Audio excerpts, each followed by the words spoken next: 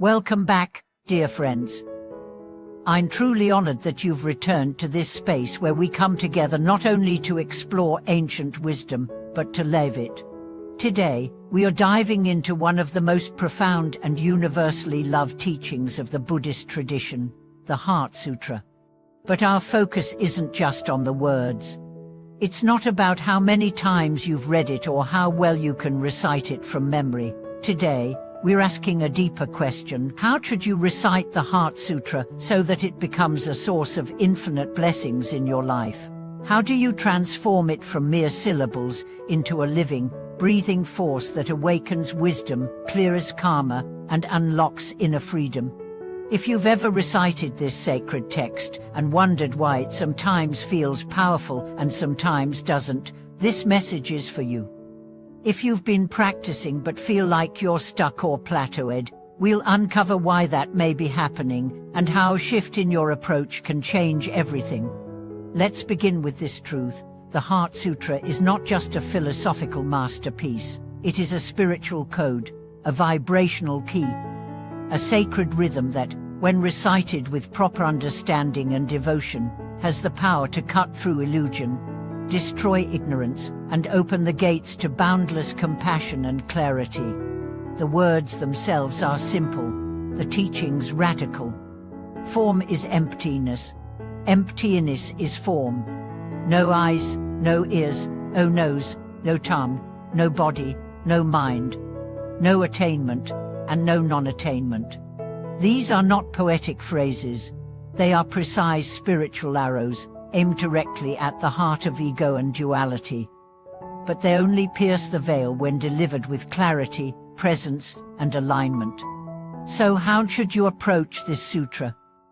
First, with reverence, not fear, what formality, but reverence, a quiet recognition that you are entering sacred terrain, that every word you utter is part of an ancient song sung by countless masters and sages.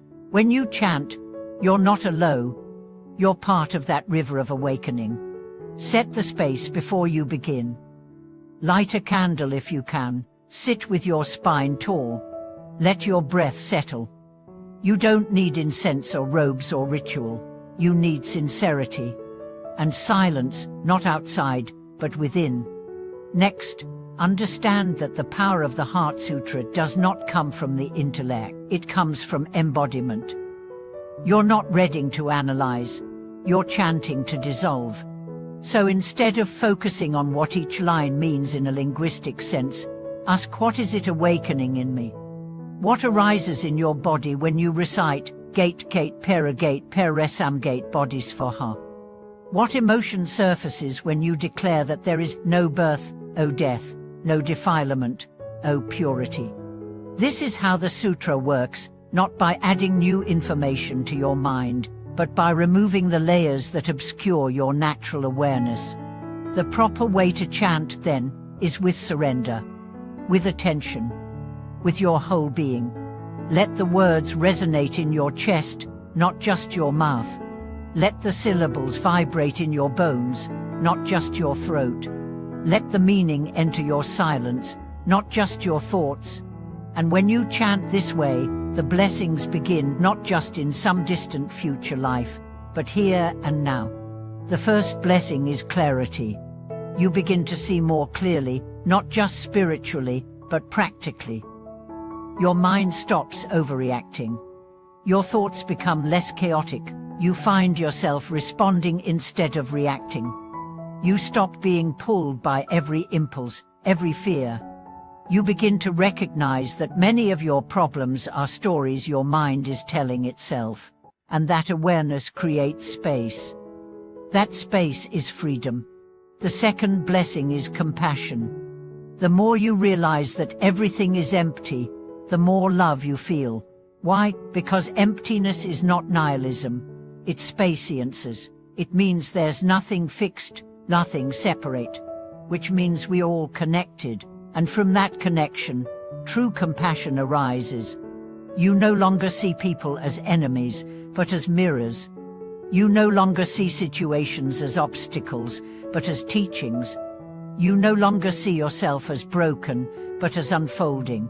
And this shift melts your resistance. It opens your heart. It softens your judgments. The third blessing is courage. Because once you realize that there is no fixed self, no permanent identity, you stop being afraid to change. You stop being afraid to let go. You stop being afraid to fail. You live more freely. You speak more truthfully. You love more fully.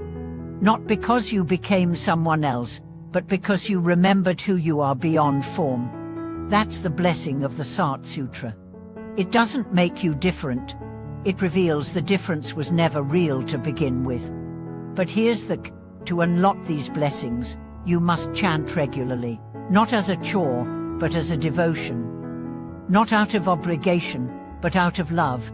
Treat your chanting like you would treat a trusted friend. Show up daily. Be honest. Be present. Even if you don't feel different at first, keep going. The sutra works like water on stone. It wears away the illusion slowly, gently, inevitably.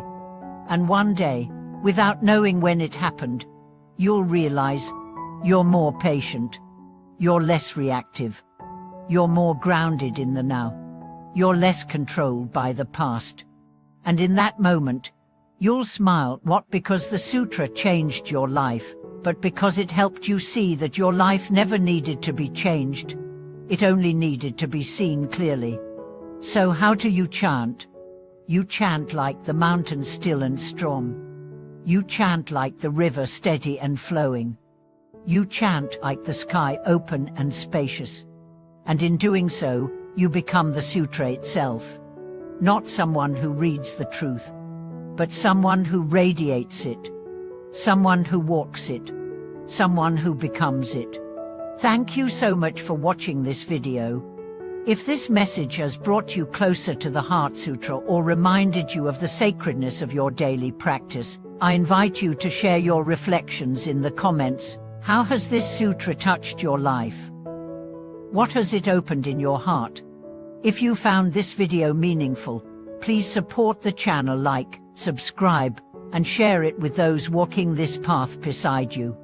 Until next time, may your chanting be deep, your awareness clear, and may your life be the most beautiful sutra of all.